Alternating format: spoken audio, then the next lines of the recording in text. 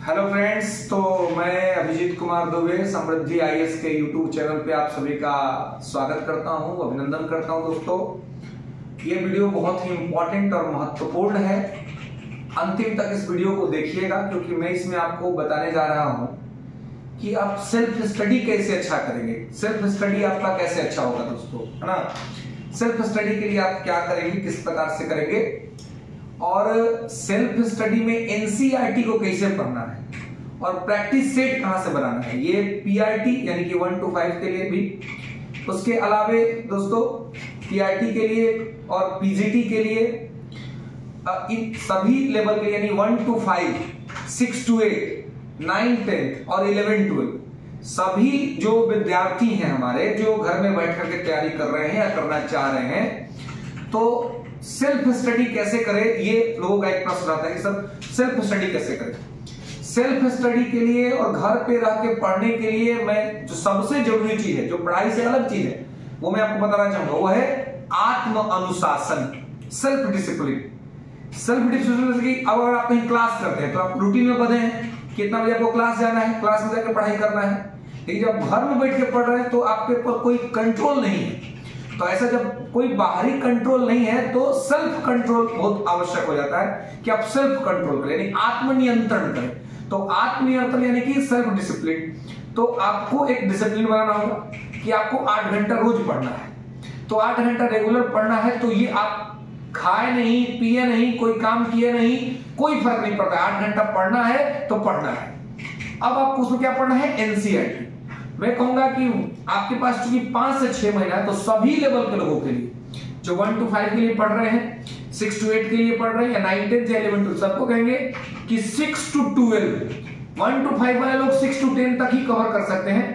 लेकिन उसके ऊपर के जो लोग हैं 1 to 5 कवर के, वो 6 to 12 तक सभी सब्जेक्ट की किताबों को, एनसीईआरटी को पढ़ें, सभी एनसीईआरटी को। लेकिन अब जिनका पीजीटी है, ना कि 11, 12 में जो लोग हिस्ट्री है, पॉलिटिकल साइंस है, इकोनॉमी है, वो क्या करें, तो वो प्रॉपर तौर पे 11, 12 की एनसीईआरटी को जरूर पढ़ें। और 11, 12 में आप देखेंगे कि अलग अलग पार्ट्स आता है, तो जो पीजीटी वाले लोग के लिए अलग अलग पार्ट को पढ़ना बहुत जरूरी है। वो उसको पढ़ें, पढ़ करके शॉर्ट नोट्स बनाएं, और जो गोला में जो चीजें हैं, गोला में मतलब कि जो आप देखेंगे गोला बना करके और जो चीजें रखी जाती हैं, उस गोला को स्पेशली पढ़ें, क्योंकि वो इंपॉर्टेंट चीज होता है, उस एग्जाम में पूछा जाता है। तो जो टेबल में, गोला में जो आपका पैराग्राफ है बुक में, पैराग्राफ की साइड में जो लिखा है उसको देखिए। मैं आपको कह रहा हूं, एक बार पढ़ने से नहीं होगा एनसीईआरटी।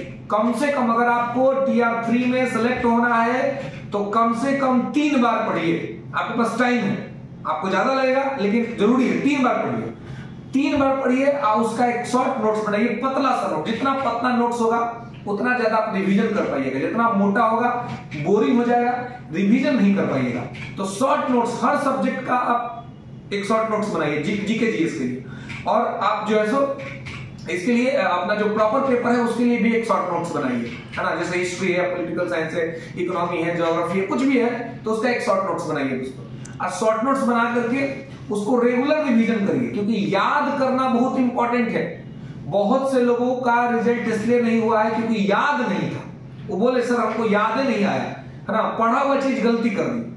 तो क्यों? क्योंकि लैक ऑफ द रिवीजन। आपने रिवीजन नहीं किया ठीक तरीके से, आपने ठीक तरीके से अभ्यास नहीं किया, इसके वजह से आपका वो मैटर गड़बड़ हो गया। तो आपको क्या करना है, आपको रिवीजन करना है अच्छा से। और रिवीजन करके जब आप करिएगा ना, तो आपको किसी प्रकार का कोई दिक्कत नहीं होगा, कोई समस्या नहीं होगा।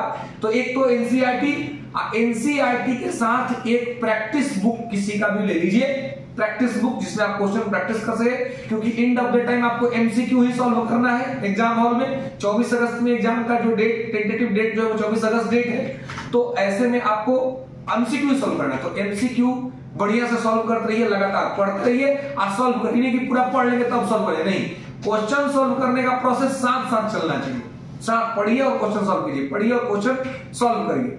और इसके अलावा जीके जीएस के लिए जो 40 नंबर का जीके जीएस है, ये अगर गेम बनाएगा नहीं ना तो गेम कम से कम खराब कर देगा, मतलब रिजल्ट से बाहर जरूर कर देगा आपको, अगर आपका इस पे कमांड नहीं रहा। तो जीके जीएस के लिए कोई एक गाइड बुक उठाइए, आप बढ़िया से उसको आप पढ़ लीजिए।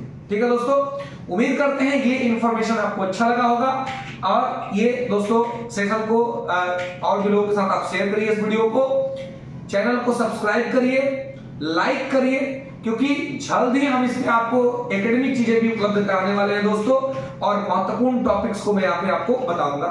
धन्यवाद, फिर मिलेंगे अगले वीडियो में। तब तक के लिए सुखी रहिए, स्वस्थ रहिए और समृद्धि के साथ समृद्ध बने रहिए। धन्यवाद।